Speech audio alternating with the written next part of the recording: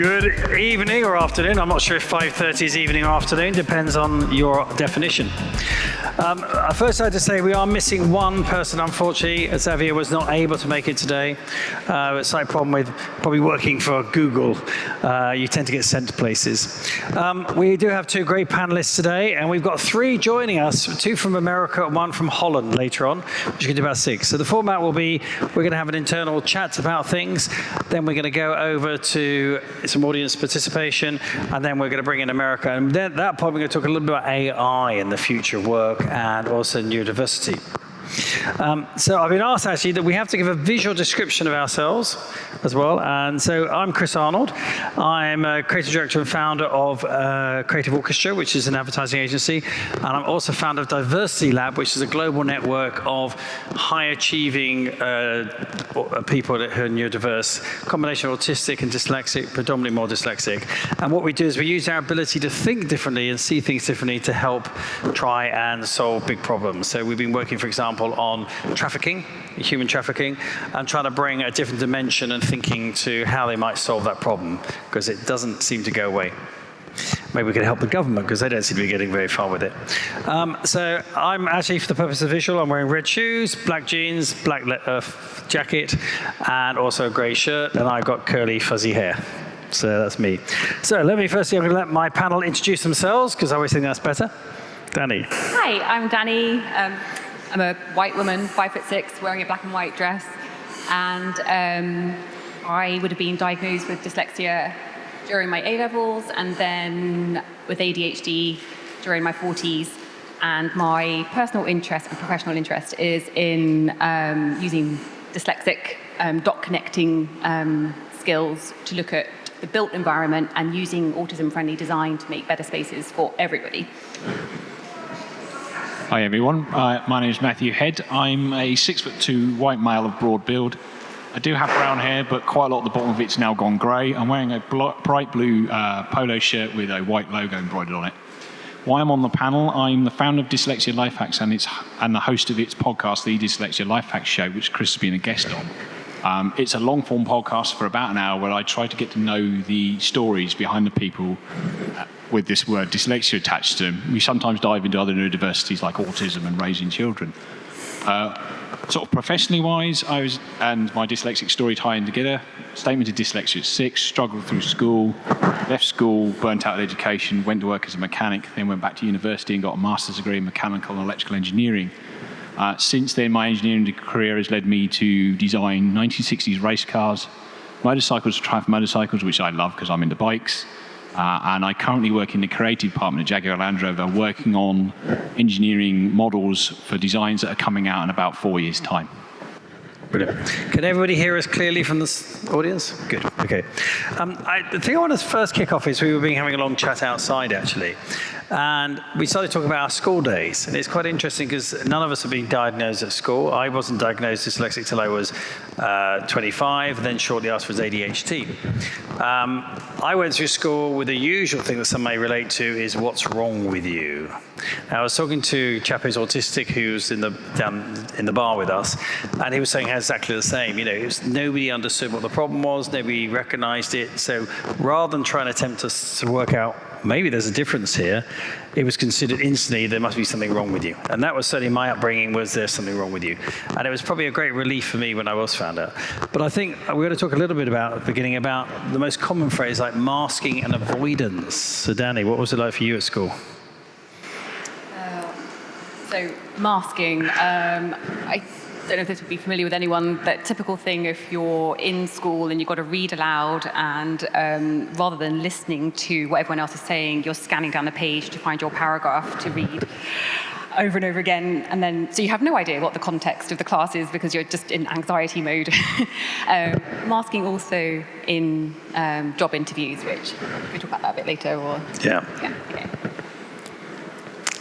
So I knew I was dyslexic at school because it's a bit of an outlier for somebody of my age. I'm in my last year of my 30s. Is that I knew at 6 that I was studying dyslexia, so I was taken out of various classes to have extra lessons. So it was kind of hard to go away somewhere and come back in a class later on without all the kids asking, "Where have you been?" and I would lie profusely, like never owning it at all. I wouldn't use colour filters or anything like that because I just wanted to fit in. So even though I was sneaking out, coming in, I wanted to fit in, and school wasn't fun for me trying to fit in. Well, the one thing I used to find is, common dyslexics, reading out loud is a nightmare. So, I think a lot of dyslexics become quite strategic because we spend a lot of time trying to work out how to avoid things or get around things or make excuses. Because the system isn't recognizable on the positive side, it criticizes us because we don't fit in with the linear mentality of how education works.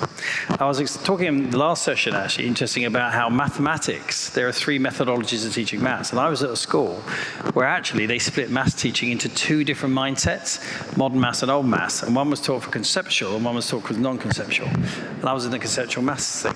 So there was a school actually understanding that people think differently around maths. But in general, the school system, if you don't think in the neurolinear way, they don't accept it.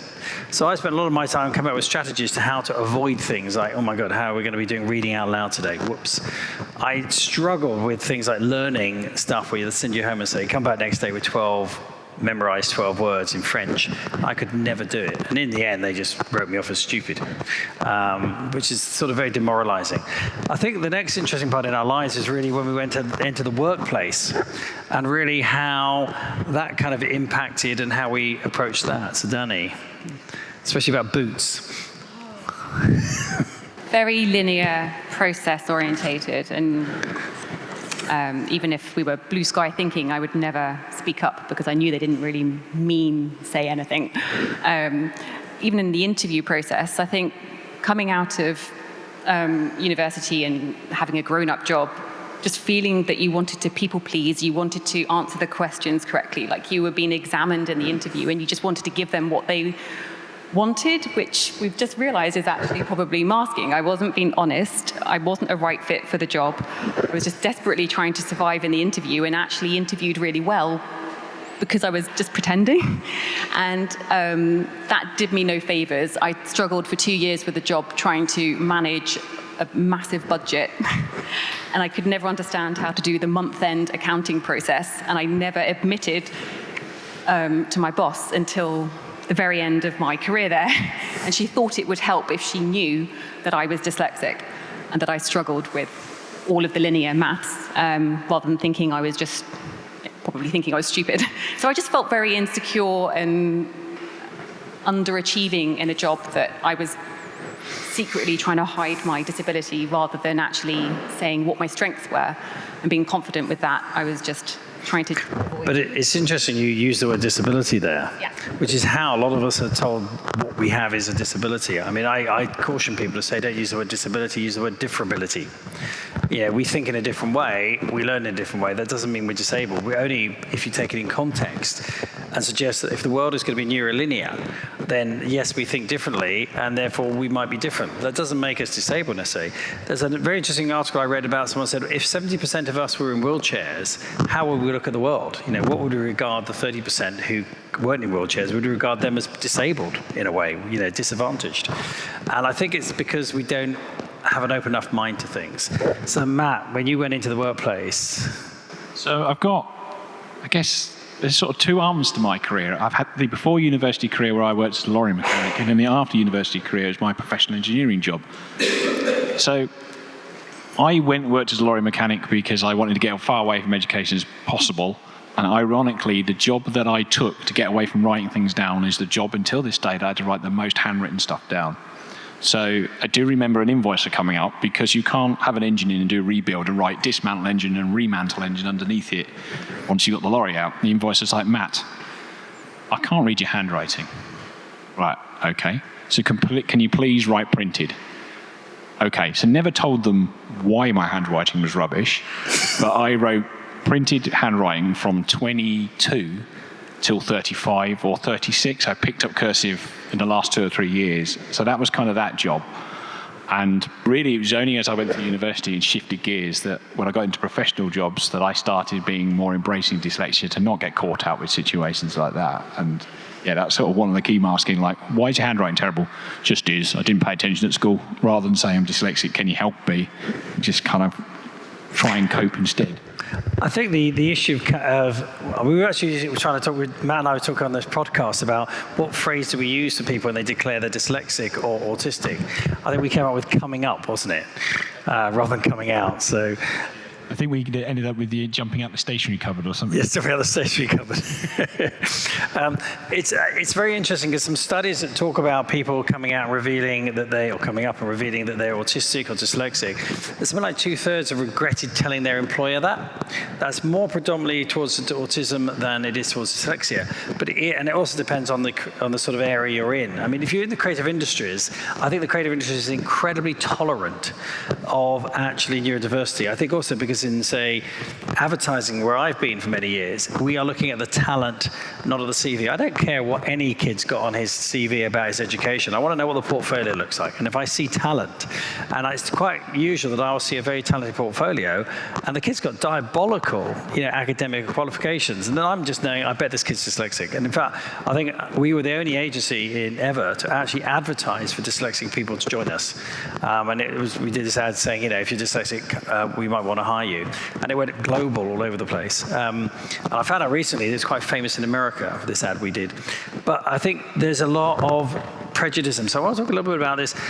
We talk about unconscious bias, conscious bias, and misunderstanding. Dani, how have you found that? Oh my God, I just had an ADHD moment and I didn't hear the question.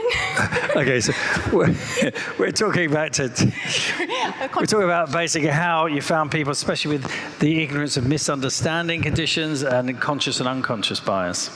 Yeah, so one thing that would frustrate me is that people wouldn't understand the complexity of dyslexia, and they would say, so at the time I actually had a blog. I would interview designers, and I would struggle with articulating information in written form. And just the flippant comments of, oh, but that's what spell check is for. Like, she thought dyslexia was just using spell check and then you're cured. So I just felt that there was this, the struggle was never really understood beyond spelling. Have I answered the question? I don't know. I think that's a fair point, actually. I think you're right. A lot of people just think we just have a spelling problem. Yeah, we don't know our left from our right, and that's pretty much it. Yeah, and like, your letters are backwards, but actually it's a whole brain wiring. And I think when actually realizing that that's a skill, that thinking differently and coming up with different ideas is appreciated in some industries, it's a bit more liberating. But I don't think anyone's there yet with understanding that people do think differently and solve problems differently. So got a long way to go. Well, I mean, you and Matt, you work in technology in a sense and engineering, which is maybe, I think, although we might see it as not creative industries, it's actually very creative, isn't it? Yes, I mean, to solve engineering problems, you have to be quite creative. If somebody comes in, and I've had situations where we've packaged something on a motorcycle and it's all finished and stuff's released. Well, we need to put this through it. You then got to really get creative to think about how you're going to do that. And engineer things that fly or drive really fast to go into space tends to involve a lot of creative thinking. But you said earlier on when we were chatting outside that, in fact, a lot of people in the team that you've worked with are probably dyslexic or neurodiverse, and some of them don't even know it. Yeah, I think so. I mean, STEM in general tends to be a place that attracts neurodiversity. In engineering, I've worked on teams where, knowing what I know now about neurodiversity as I've grown Dyslexia Life Hacks, I can pick out who would be the autistic person in the team, the other dyslexic person in the team, and see it all through. Even the team I work with now, you're sort of debating some of the sort of more junior members that are on the reporting line to me. It's like, do I bring it up with them? That kind of thing, because you could see it, and you're just kind of trying to balance it through that way. Yeah, I think it's interesting to look at sort of research into HR through some of the dyslexic groups. HR has a very different attitude from senior level. We did an interesting thing the other day where we put in to Chat GPT and said, write 200 words about autism, 200 words about dyslexia. And those 200 words were largely negative. So it's drawing upon all the stuff out there, and almost all of it is purely negative. And a lot of it was misunderstood. I think a lot of it was not true or misrepresentation. When we said, for example, 200 words on dyslexic thinking, what we came up with was a lot more positivity. And when we put dyslexic talent, a complete difference. What research has shown is that at CEO level, they recognize the talent. they see that actually these people have amazing talents, be it in technology or creativity or engineering, whether it's autism to dyslexia. But at an entry level, which is the big problem for a lot of young people going in, HR has a predominantly negative attitude towards neurodiversity. They see it as a problem child. And that's something, I don't know, do we think there's a way of changing that? There's a way of maybe educating HR more?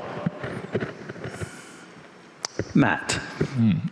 It's a tricky question, isn't it? And it'd be interesting to know what type of personality is drawn to, say, an HR job versus an engineering job or an accounting job or whatever part in an organisation. And it'd be interesting to know what that is and whether it actually suits somebody who's not neurodiverse more than, say, neurodiverse people, where like I sit in the engineering team, as we've already discussed, is full of that. And it'd be interesting to see how they understand that, who they use outside, and there's quite a lot of companies around that will train organisations to understand neurodiversity better and what their engagement is with it. Because I think, as we were discussing outside, it's tricky to explain neurodiversity to somebody who's not neurodiverse. On that, so I know with the Chartered Institute of Marketing, or if there's the HR version of that, actually maybe neurodiversity and neurodivergence should be a key module.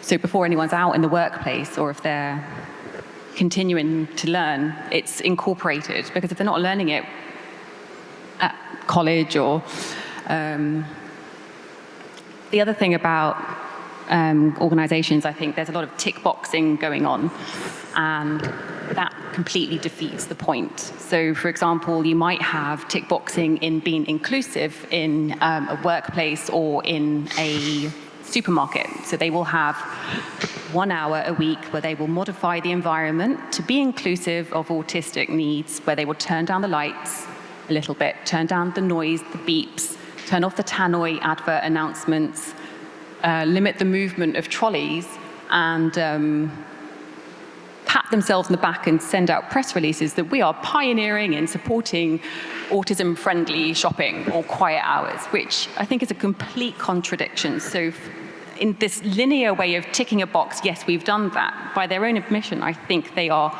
excluding these people 99% of the time. And it's not just, what I find is that the autistic need is representative of many other people in human diversity. So there might be a parent with young children and they're running out of patience. There might be someone with dementia, someone in recovery from cancer treatment, or post-traumatic stress disorder where unpredictable movement is very overwhelming. And all that these companies are doing in ticking their boxes are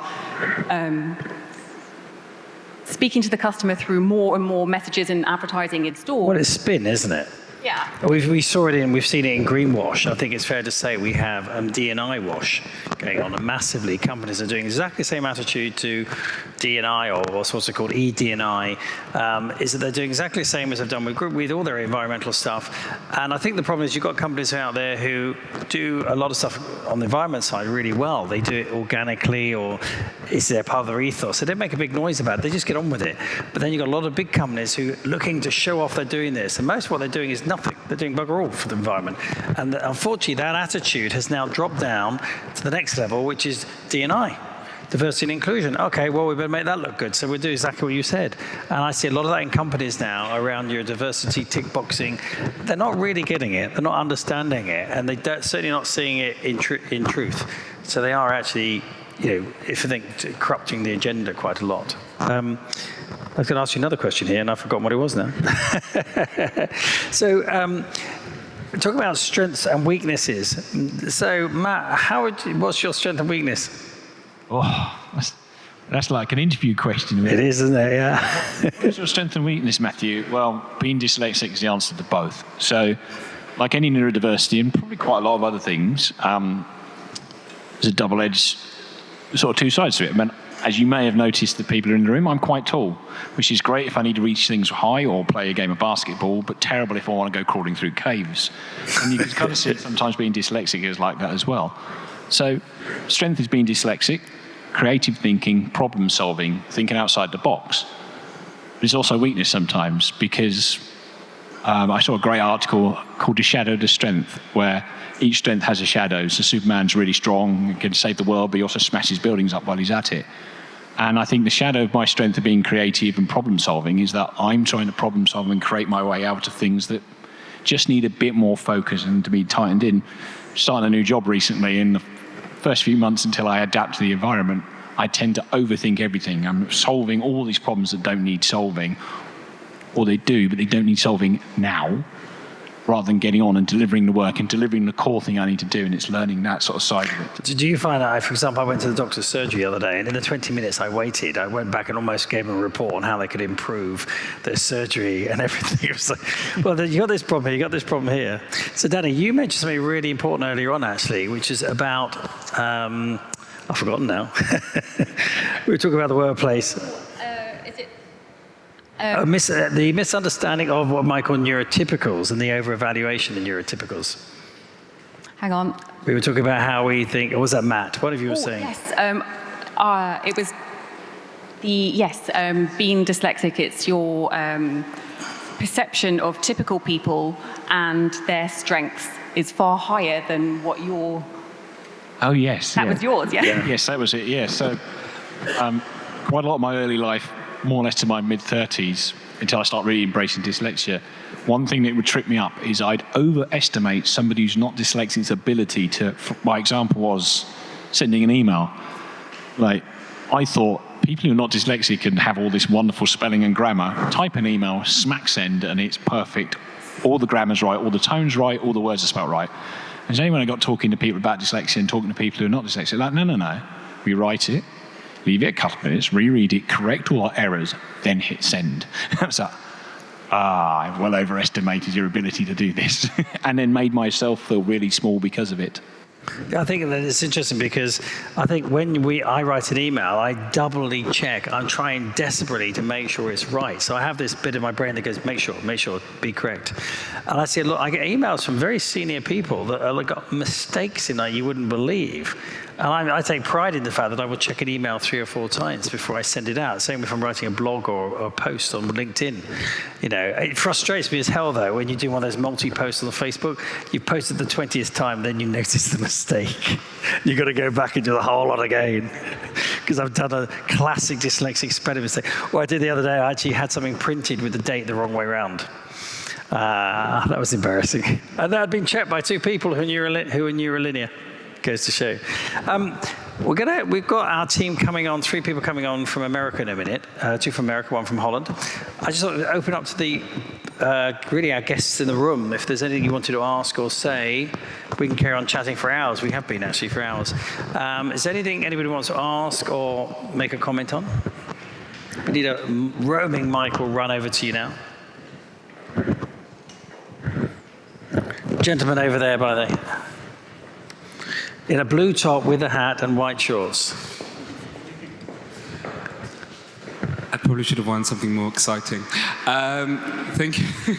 Thank you so much for your talk. It's really, really insightful. And I'm just sort of thinking about this idea of coming out of the stationary cupboard and how you go about that in employment. I think something that came to my mind was a time that I was telling a mentor of mine, you know, that I'm dyslexic, and I think it'd be really good for my employees to know because I was making all these grammatical mistakes at work, and it was just really traumatic, to be honest. And he was like, if I hired someone and then they told me that they're dyslexic, you know, it wouldn't be a very good look. And so that just made me just want to go into and just hide. And so it's just something that I've always sort of debated. And I just wanted to find out how you guys have sort of gone about it in your employment. And also, just another side question is, any sort of organizations that could help you sort of learn techniques to deal with dyslexia in the workplace? I think, I mean, the point you make about, you know, revealing you are neurodiverse is a challenge because I think it has to be evaluated very carefully. Depends on what kind of industry you're working in, what kind of employment you're in. For some people, it has proven to be a disaster, and some people it's proven to be a success. I mean, I, very early on in my career in advertising, was working on an account which is called the Dyslexia-in-Chief. And they told me, I didn't know you were dyslexic. And I said, am I? And they evaluated me. I said, thank God you've explained everything. I now know why. And it was this phrase we were using, I was saying, I now know what's wrong with me. I suddenly thought, well, why am I using the word what's wrong with me? Actually, now I know what's right with me. And it gave me a massive liberation. I found a lot of people find this. And actually at that point, I said, I'm going to tell everybody. And I went public and told everybody in Adland that I was dyslexic. And being creative industries, nobody cared. They hardly blinked an eyelid, never had any employment. But I think there are other industries where it could have big impact. I know, what's your thoughts about, deciding whether to tell your employees or not? It is tricky, as you've cited, with different industries, different employers. I've been grilled on the job interview where I've said I'm dyslexic and the guy grills me for ages on it. And actually it ends up being a way of vetting some managers to whether it's going to be a good place to work.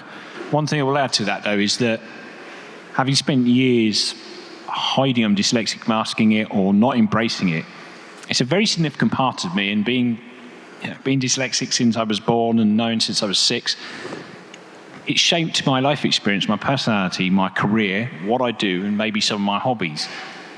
So trying to bury that while you're in a job is going to be really tricky. So I think you have to somehow embrace it. I think telling people is important, because you do actually get to test a little bit in the job interview, because you've got to remember you're also seeing if the job is right for you. Job interviews are not a one-way thing where it's an employer giving you something. You are also seeing if it's right for you. So if they start wiggling on the spot uncomfortably, then maybe you should look somewhere else. I think if you've got a line manager, it's worth having a conversation with them first, because they might test the water. I mean, I do some talking at Bournemouth, and the line manager there who employs all the external lecturers said, don't tell them you're dyslexic. He said, there's far too much bias against you. If you're a student, it's good, because you get the free computer and extra time. But if you're a tutor, they actually don't think it's good. Tiffany's just joined us. So thoughts on that? On reflection now, in my 40s, and realizing that careers can change and that one job that you've got isn't the be-all and end-all. And I would now, in an interview, I would declare it, and I would say, this is the environment I need, this is what I can bring, what's your environment, what are the modifications you can provide? I would throw the question back in an interview process and put them on the spot, for sure, because it is changing. I mean, when you were interviewing someone on your podcast at Glaxo, she was representing divergence and in hiring, and it was actually it was seen as they wanted to empower new recruits on the basis of their divergence. So there are companies that are prioritizing it, I think. Yeah, that's about right, yes. I can't remember exactly what the title was, but she was head of effectively the Neurodiversity Network at GSK, GlaxoSmithKline, as it used to be called, and they're championing that quite a lot. So the narrative is starting to change, which hopefully helps with what you're sort of asking. There are quite a few of the big companies, like I was talking to the IBM guys recently, who have neurodiverse networks.